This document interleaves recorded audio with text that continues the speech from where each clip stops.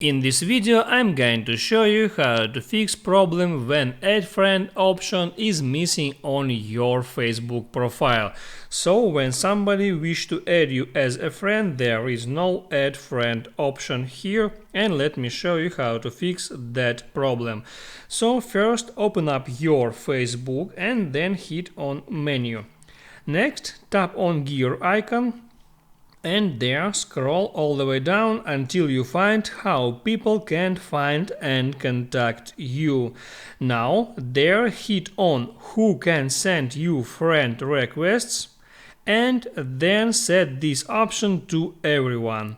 Now if you go back to your profile, you can open up your profile, you can tap these three dots icon, hit on view as, and you can see that add friend option was appeared at your profile page, so now anyone can add you as a friend.